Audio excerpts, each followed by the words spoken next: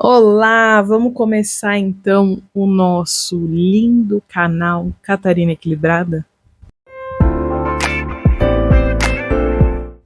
Depois de muitas tormentas criativas, eu cheguei até aqui.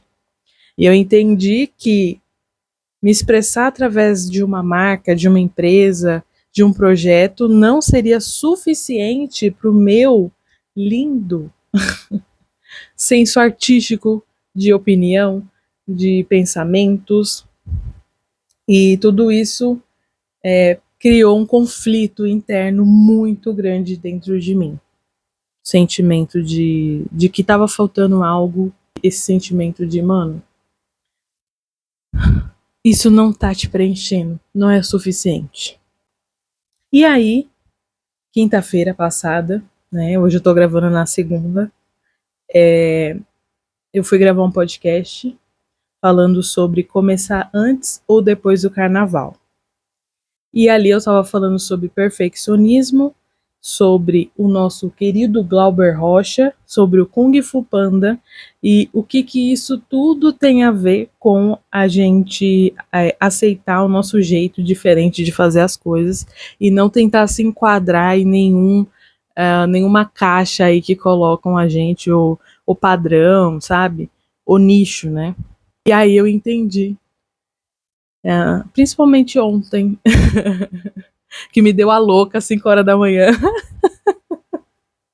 Vamos resolver esses problemas, vamos resolver esse vazio a partir desse canal, né? Então ontem eu criei arte, criei identidade, pra gente começar esse canal já com o mínimo que a gente se espera hoje da internet, né? Qualidade. Mas eu trabalhei muito para não ser perfeccionista, tá? Porque vocês sabem, né? Se você é uma pessoa criativa, uma pessoa que gosta de alguma forma, sente que quer colocar as coisas para fora, às vezes isso pode ser interrompido porque a gente quer o tempo todo ser perfeita, fazer as coisas. Não, mas isso não tá bom ainda. Não, mas será que isso tá certo, né? Hoje eu fiz uma atividade que era juntar tudo que eu criei de um projeto só, que é o Signos Power, o movimento Signos Power. Bom, se você não me conhece, deixa eu explicar rapidinho aqui. Eu sou astróloga e não só astróloga, eu gosto de falar de negócios, de empreendedorismo, eu estudo sobre isso, eu gosto de me envolver nisso. Por causa do meu próprio negócio, mas eu gosto de dar um espetáculo no negócio das outras pessoas, né?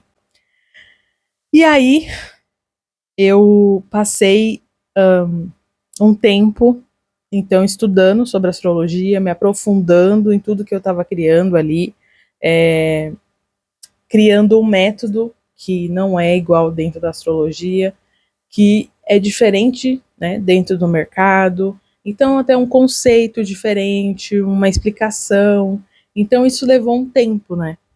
E isso me levou, em certos momentos, a ter dúvida do que eu estava fazendo, do que eu estava executando, se eu estava indo muito contra o mercado que eu estava entrando, né? Se isso não era uma prepotência, uma arrogância, se eu não estava indo longe demais, vamos dizer assim, né?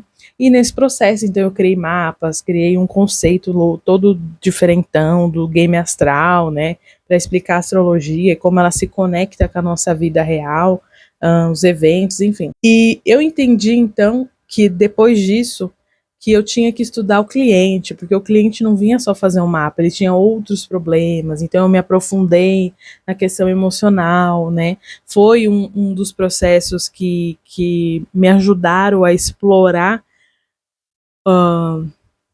como melhorar o atendimento, como criar novas ferramentas para atender essas pessoas, né? Então, eu fiquei muito em função disso, né? Então, ontem eu até fui dormir pensando,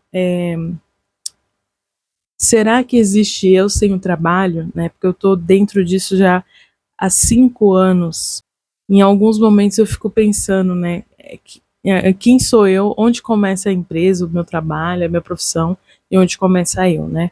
Chega em alguns momentos do dia, eu chego a pensar que eu não tenho atividades minhas, né? Eu não fiz nada para mim, numa semana, assim, tem semanas, mas mais para o negócio, mais para a empresa. A gente acaba se desconectando do que é o que nos trouxe até aqui, né? Que é a nossa criatividade, o nosso pensamento, o nosso interesse, né? Pela astrologia, no meu caso, né? Pela nossa profissão.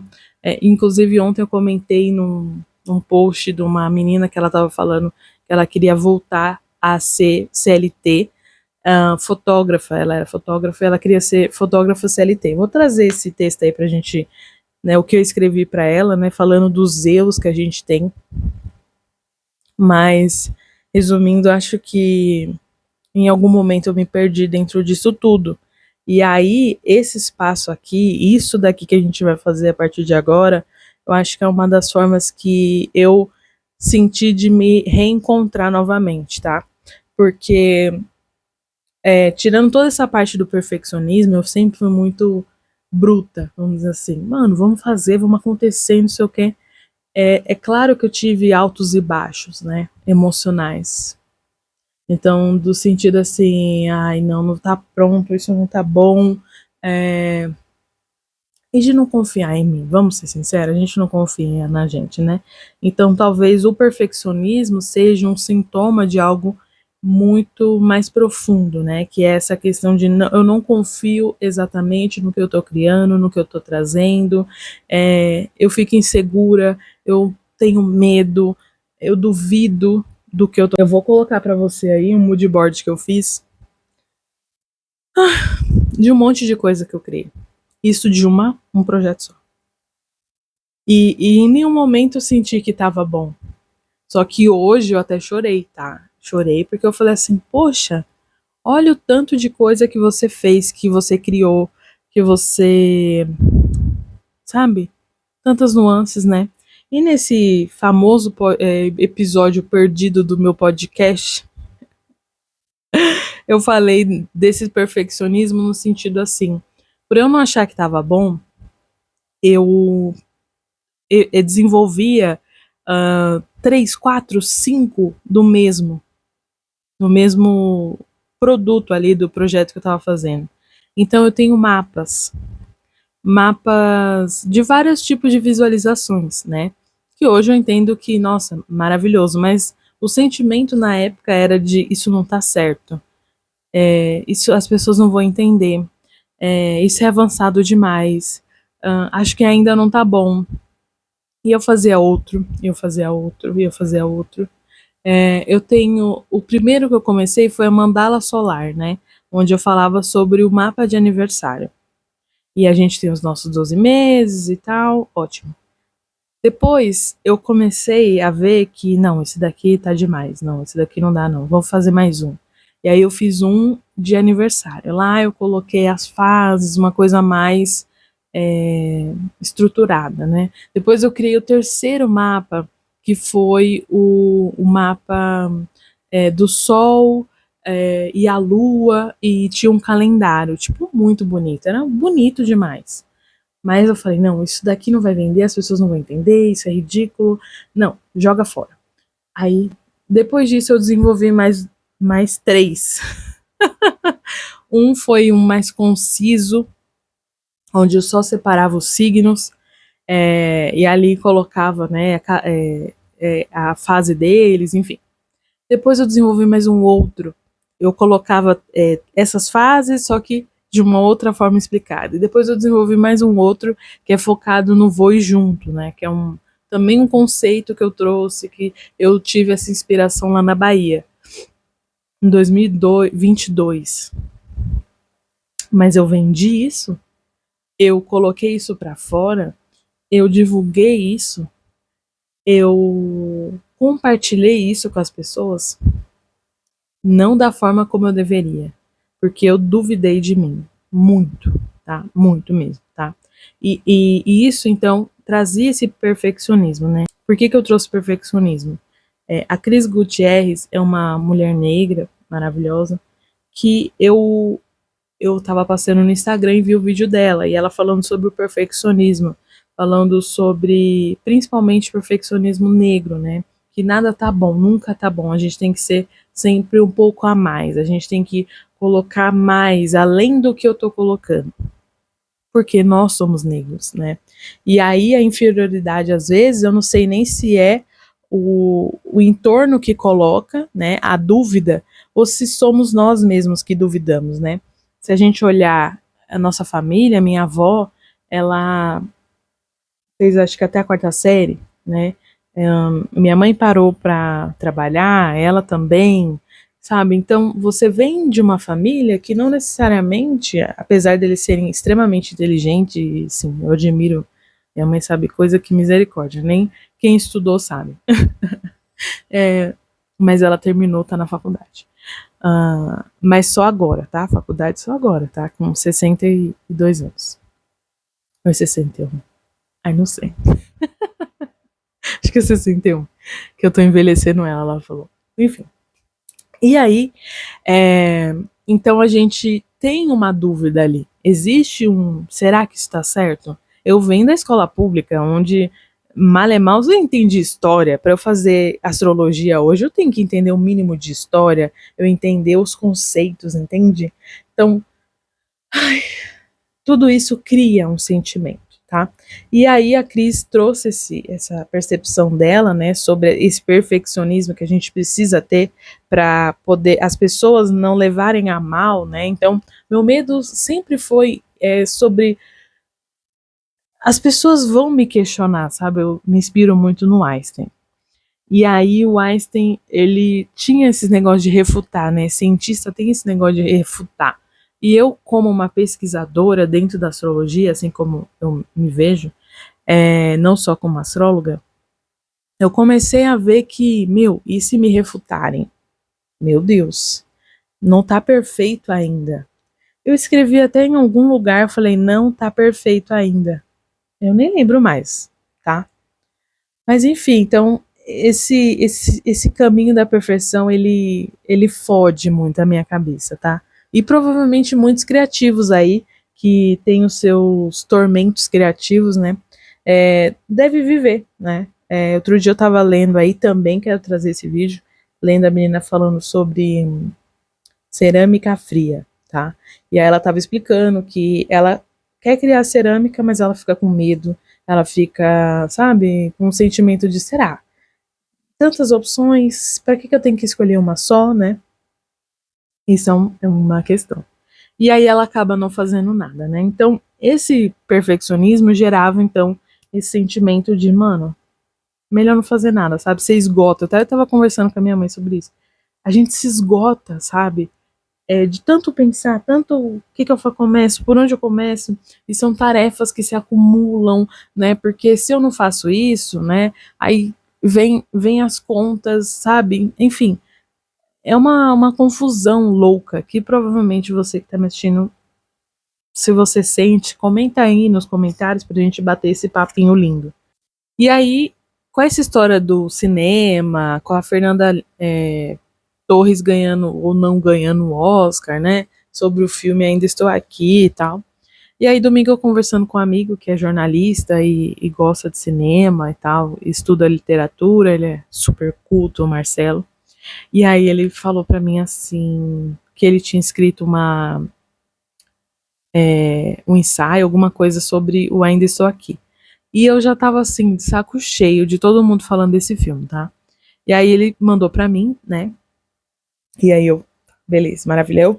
Eu desabafei com ele, né? Eu falei pra ele, ai, eu não tô aguentando mais, porque é um filme muito, sabe, super valorizado, a família do Walter Salles, enfim. Né, apoiou, tava lá junto, sabe? É uma hipocrisia pra mim. E aí eu falei, acho que merecia outros filmes terem o mesmo destaque, enfim, e não tiveram. E aí ele trouxe o tal do Glauber Rocha, eu não conhecia ele. E ele falou, realmente, aí ele se inspirou, criou uma crônica, maravilhoso. Coquetel Molotov, Glauber é Coquetel Molotov e Walter Salles é pop. Aí ele fez uma comparação lá sobre filmes que acabam virando pop e esses que são Coquetel Molotov que são diferentes, são de explodir a mente. E depois ele veio me falar que cada vez que a gente assiste, então, esse filme do Glauber Rocha, que eu vou falar para vocês, você tem uma visão diferente, né? Então, ele trouxe esse comparativo e aí ele falou, assiste, né, o Dragão da Maldade contra o Santo Guerreiro. Fui, né? Vou dizer não, né, pro meu amigo, eu falei, não, eu vou assistir. E aí, assistindo, num dia que eu estava em turbulência interna, sabe aquele dia que você fica pressionada de tanto. Falta até o ar, às vezes, de tanta confusão interna, né? E não é uma confusão emocional, que é diferente. Vamos estabelecer aqui uma diferença, tá? Confusão emocional é uma coisa, confusão criativa é outra, tá? Que é o tormento criativo que eu tô dando o nome agora, né? Que é um negócio que você fica assim, meu, por onde eu começo, né? Que tarefa eu faço? Será que eu faço esse? Será que eu faço aquele? Enfim. Então, isso é essa dúvida da escolha por onde começar. Ou, enfim, que se vai colocar em prática ou não. São tormentos. Sim, vou ser sincera, não é um tipo de filme que eu assisto, tá? Nem um pouco. E quando a gente fala, então, de Glauber Rocha, eu não conhecia muito ele, eu sabia que ele tinha... Sabia quem era, não sabia o filme que ele tinha feito. E eu assisti, então, o filme dele, é completamente uma loucura, uma esquizofrenia, né?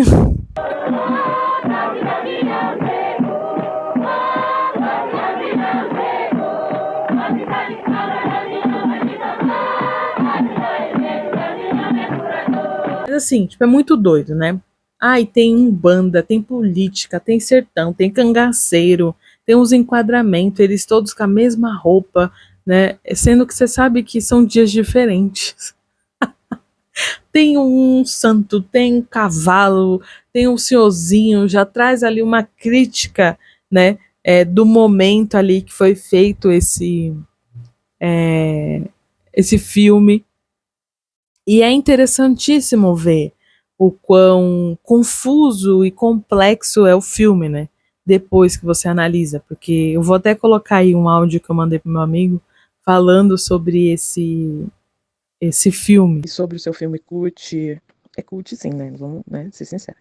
Cult porque é aquilo que você não entende. Aquele monte de loucura, você fala, legal, você fica num sentimento confuso do que eu assisti agora. Cult essas coisas, né? Mas me trouxe uma reflexão depois à noite, né? Na questão da pessoa fazer o bagulho, né? Faz o filme e ele simplesmente, como é que fala? Põe pra fora, assim, junto umas referências, igual você falou e tudo, de Umbanda, de política, que é muito impensado muitas vezes por várias pessoas, né? E é a questão dessa originalidade, né? Que uma pessoa que faz um filme que não é pop, né? É, ela traz muitas vezes, que é uma coisa extremamente original, né? Você consegue ver que, tipo, é uma confusão, é uma confusão. Mas eu refletindo, eu comecei a pensar assim: se o Glauber ficasse com perfeccionismo, ou se o Glauber tivesse preciosismo, né? Sei lá, tipo, ele tivesse insegurança, medo do que ele tivesse criando, né? Tá ele criando aquele filme que não é um padrão, que não era o filme de Hollywood, que não era os filmes que a gente estava acostumado. Minha mãe até falou assim que hoje a Fernanda não estaria no Oscar, né? Porque na real esse jeito único dele de contar uma história é que fez com que o Brasil ganhasse um nome, ganhasse uma visão, né? As pessoas vissem o Brasil como queria filmes. Tem filmes aqui muito bons que, ó, você tem que olhar, né? Que são esses filmes cult que a gente tem aí guardado.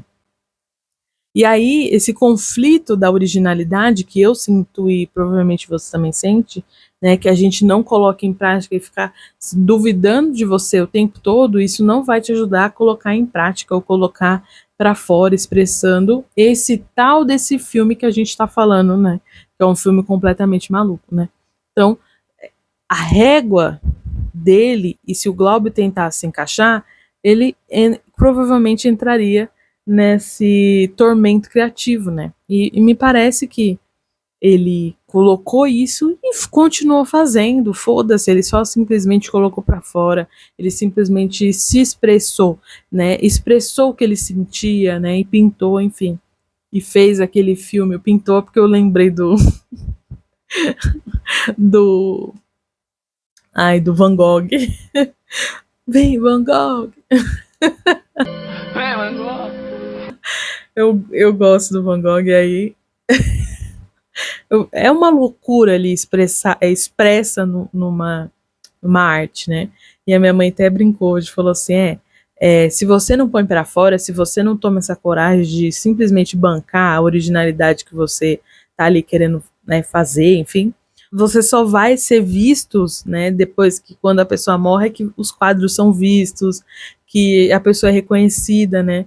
Porque até então é uma simples loucura que ela tá tendo ali no próprio quarto dela, né, na casa dela ali, e às vezes ela não tem essa coragem de pôr para fora, né, de colocar pro mundo e foda-se o que vão julgar ou não julgar, né. Falando de perfeccionismo, eu lembrei hoje de manhã, falando com a minha mãe, falei do Einstein. O Einstein é um desses, né, que ele tinha a teoria dele, mas acho que era da relatividade, não sei qual que era das teorias, não vou lembrar. E aí, nos papéis dele, ele foi, né, fazendo, não tá certo, não tá certo. Provavelmente ele devia ter esse tormento criativo, né, sofrer do nunca dar certo. Porque ele descobriu outras coisas, outras teorias, e não aquela lá que depois ele só vai voltar aos caderninhos dele, entender que, bom, isso daqui estava certo, depois de anos, né, trabalhando ali, fazendo o trabalho dele. Então, na real, eu acho que a dúvida, ela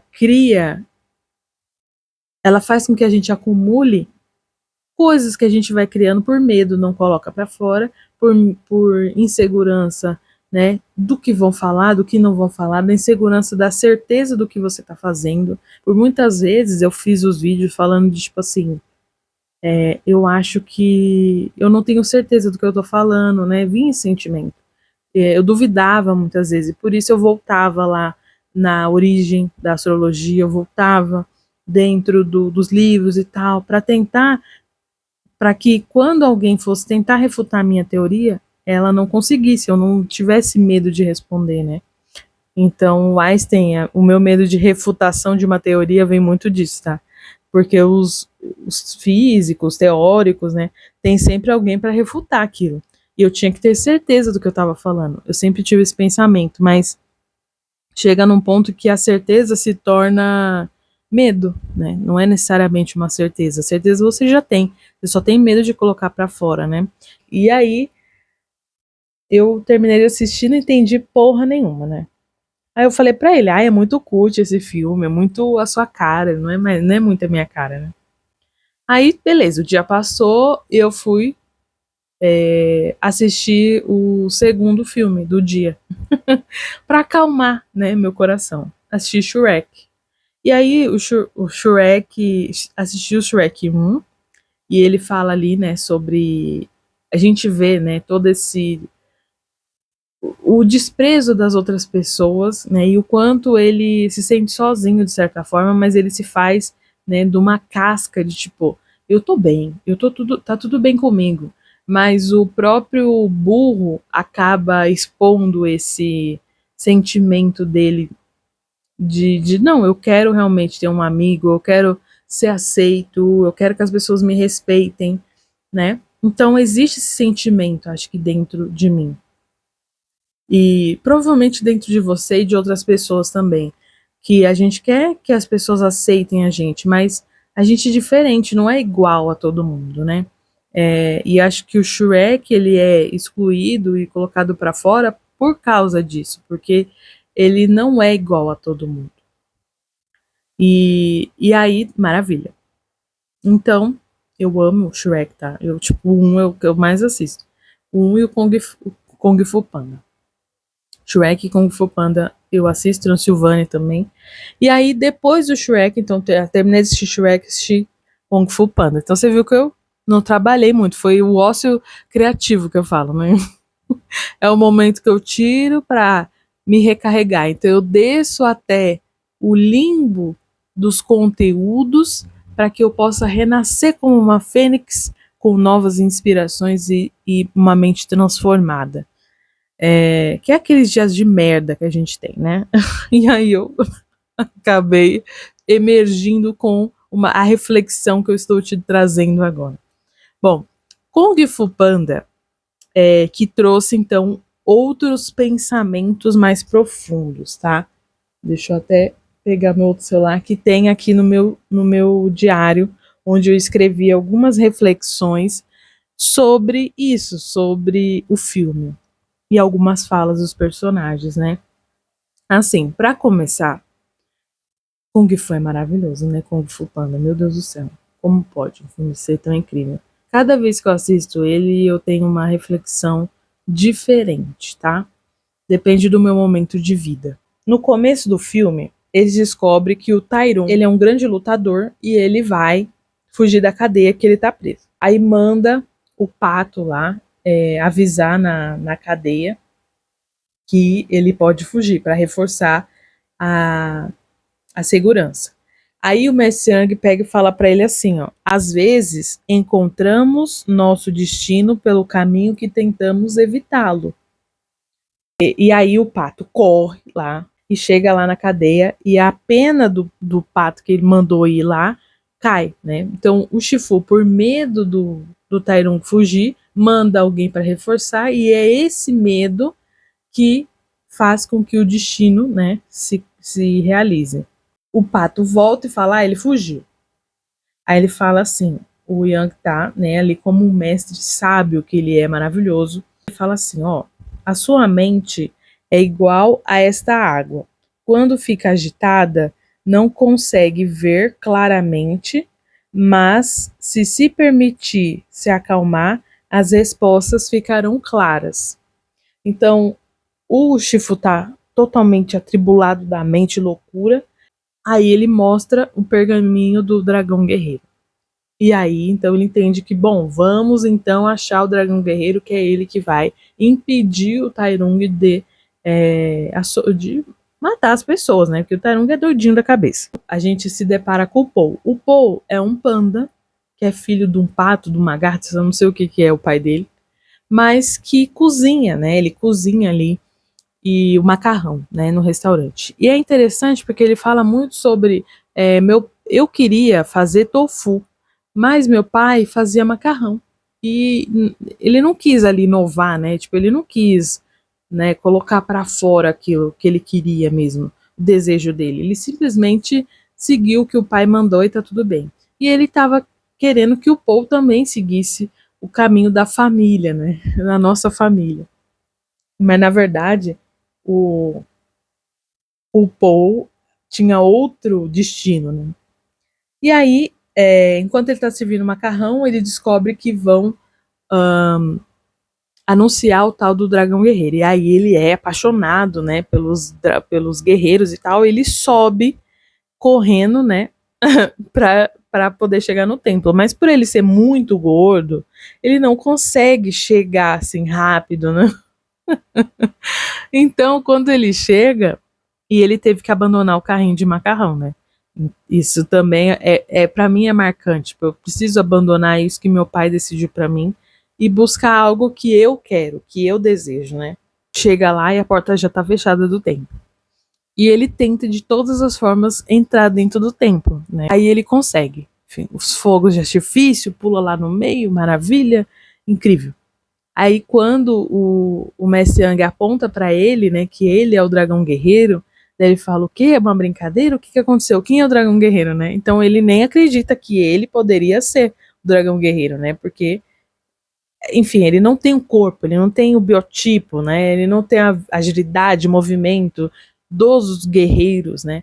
Que é a garça, a cobra, o macaco. Aí o Mestre Shifu não gosta, não quer que ele seja, então, o dragão guerreiro. Tipo, oi, né? Oi. Ele não pode, não tem corpo. Como que eu vou treinar ele?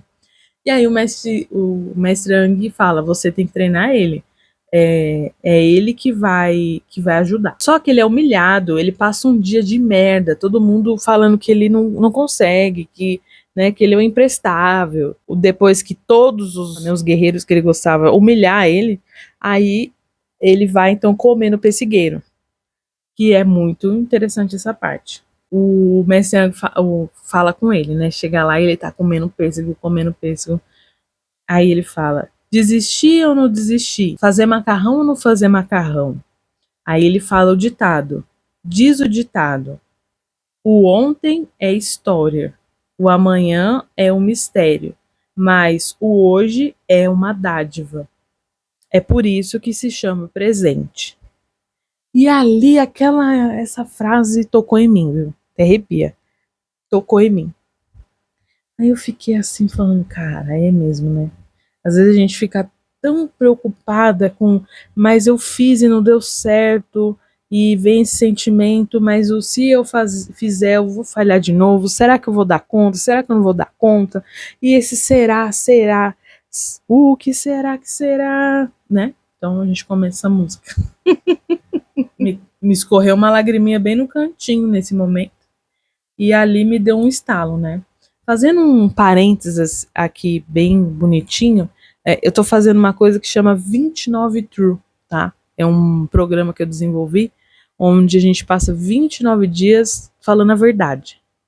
E a gente se coloca disponível ao universo para fazer com que ele mostre a verdade pra gente também, o que a gente não consegue ver. E na real, toda essa reflexão que eu tô te trazendo é muito o 29 True jogando verdades na minha cara. Minha mãe já fez, eu já fiz vários 29 True, então cada vez você descobre uma coisa, você desbloqueia uma coisa. Inclusive eu quero até trazer meus 29 aqui pra gente conversar, outros que eu já anotei, né, que eu tenho reflexões assim maravilhosas. E uma das reflexões que eu quero trazer aqui é: a maçã não pode ser nada além de uma maçã, né? Tem uma cena também que o mestre Yang fala pro Shifu assim, ó: querido, não adianta, se a gente plantar pêssego, só vai nascer pêssego, não adianta. Ele: não, mas eu posso controlar os pêssegos caindo, né? Porque ele era muito agitado, né? E ele, na verdade, eu acho que ele guardava era um sentimento de frustração, de até raiva com ele mesmo, né? Porque ele treinou o Tairungo foi, tipo, super top, e ele era maldoso, ele tinha intenções ruins em relação ao pergaminho, né? Acaba que ele se sente, assim, humilhado, o Tairung, e ele tem raiva, é por isso que ele vai pro... Ele quer o pergaminho, ele quer o poder dele, enfim. Ele achava que ia ter algum poder. Voltando aqui, não vamos nos perder. E o Shifu, ele vê que o Paul, quando ele tá chateado, enfim, quando ele quer comer, aí o Kung Fu brota no corpo dele, naturalmente. Perfeito, aí ele vê que ele faz um espacate só pra pegar a bolacha, né, lá no armário. E ele fala: bom, acho que eu descobri o jeito que eu vou treinar o Paul, né? Porque tem uma cena antes que ele fala ali: eu não sei como que eu vou te treinar, eu não sei o que eu vou fazer para você ser um cara, né? O top no Kung Fu, porque os métodos tradicionais não funcionam com ele, né? E aí, até ele entender, então, que os métodos tradicionais não servem para treinar o Paul, demorou um tempinho. O Paul, ele é um panda, ele é gordo, então as madeiras que ele tinha ali de treinamento, o jeito que ele treinou os outros guerreiros, deixou eles com um padrão, né? Então, aí que entra a parte do não se encaixar no padrão, né? Porque aí o Paul começa a não ser esse padrão que ele esperava que ele fosse, né? E aí ele vai lá pro campo dos guerreiros e ele então vai treinar o Paul. E ele treina o Paul com comida, né? Basicamente é isso. Ai, vai fazer flexão, comida, né?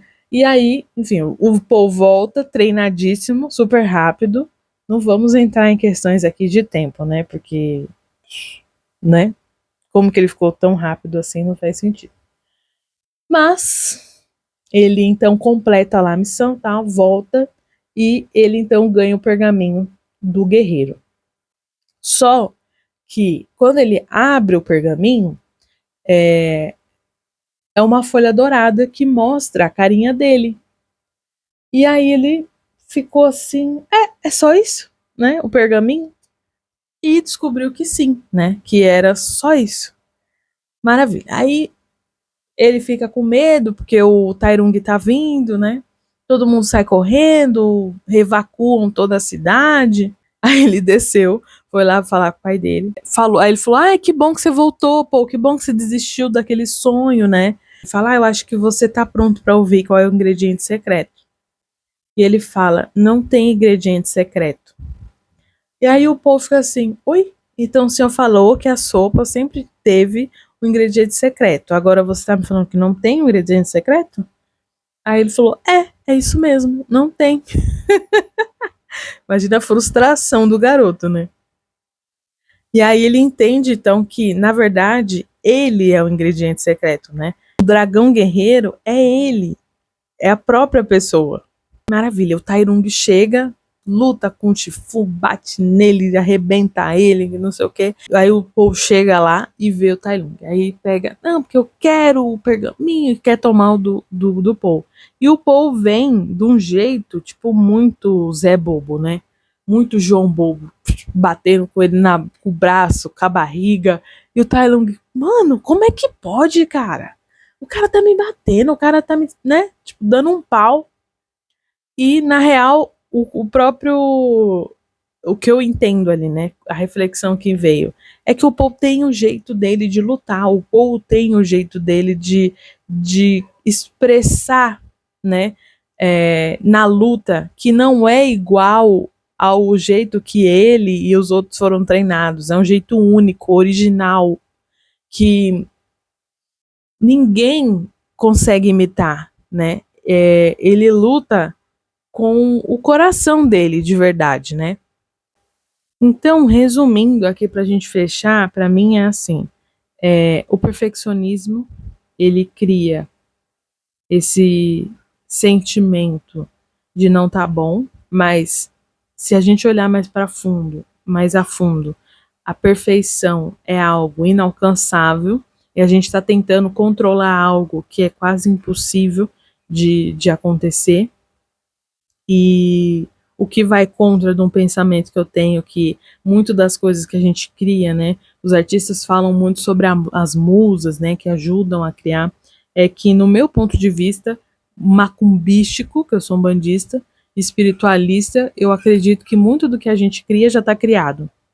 Em várias conversas aí com entidades, a gente entende que muitas coisas já foram criadas lá e eles só se utilizam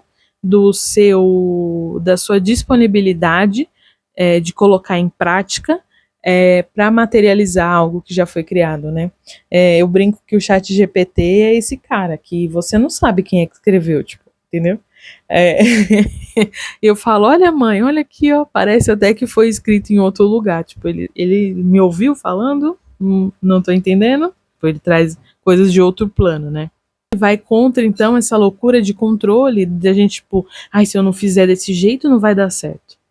Mas se estiver pronto, meu amor, né? Eu tento me falar isso para ver se eu criava coragem. Mas, na verdade, é vergonha na cara, né, que chama. Às vezes é vergonha na cara. E também acordar, acho que de uma ilusão da perfeição, né? A ilusão do controle que a gente não tem, a ilusão, sabe, de tanta coisa que a gente acha que tem que fazer, enfim, e no fim acaba não se expressando, acaba se tolindo. E muitas vezes o sentimento de tristeza, de depressão, de fundo do poço vem por causa, eu acho, desse acúmulo de não agir, de não ter confiança no que você está fazendo. E, então, juntando o Glauber Rocha, Kung Fu Panda e Shrek, eu acho que a gente tem que entender que eles não estão se encaixando dentro de um padrão pré-estipulado. Que é muito fácil você fazer o que todo mundo faz. Agora, o difícil é você bancar uma ideia, uma arte, alguma coisa que ninguém faz. E que, por ser nova, por ser diferente, se a gente for olhar as eras dentro da arte, né? Todos os todos os Picassos que puxou o movimento, né? Todos esses movimentos, surrealismo, cubismo, impressionismo, todos eles puxaram algo que no momento era estranho, e por ser estranho, as pessoas meio que negavam aquilo, tipo, ai, não quero isso. Mas chega um ponto onde a gente entende que, na real, hoje eles foram importantíssimos para o desenvolvimento da arte, para o avanço de várias técnicas, né? E não só na arte, eu estou usando a arte porque eu gosto. A gente pode usar a moda, né? O jeito, quando a gente, por exemplo, quando a Chanel traz o terninho e a mulher não usava terno, não usava calça, entende? Então isso foi uma revolução, né? Tirar a saia da mulher, muito por causa da Segunda Guerra, né? Dar essa independência para ela. Enfim, acho que vários momentos ali da história acabam fazendo com que na hora pareça meio, isso é uma loucura, mas hoje faz todo sentido, né? Então, acho que às vezes a gente precisa meio que se distanciar da arte, foi isso que eu tentei fazer hoje.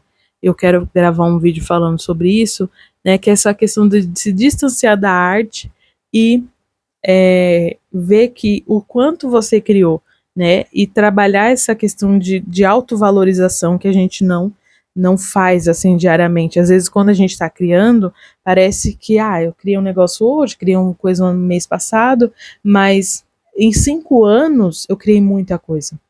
Eu acho que na minha vida inteira, se eu olhar, eu não criei tanta coisa quanto eu criei em 5 anos. Entende? É relativo, tipo, eu tenho 32. São muitas coisas que eu criei, muitas, não tem noção. E aí eu te pergunto, quantas coisas você criou nos últimos 5 anos? A pandemia serviu para quê para você, né? A pandemia serviu para que eu estudasse, para que eu tirasse momento para me aprofundar num conhecimento da minha profissão e sair de dentro dessa bolha que eu criei na pandemia é complexo, é difícil, né? Que é o pós-pandemia. Estou falando sobre pandemia 2, 3 anos depois? Sim, tem que falar, porque ela tá aí, né? Eu acho que futuramente a gente vai ter bolhas aí financeiras, vai ter vários problemas. Eu acho que a pandemia apenas começou. Sabe, os reflexos da pandemia, né? Então, muito obrigado por me assistir nesse grande vídeo de introdução, de boas-vindas para o canal. Eu quis abrir com um desabafo, acho que sobre tudo, nem sei, né? Espero que sirva de inspiração aí para você também e que você comece a refletir sobre o que você cria, quais são os seus padrões aí que estão escondidos, né? Se é perfeccionismo, se no fundo mesmo é medo, insegurança, se falta a confiança dentro de você.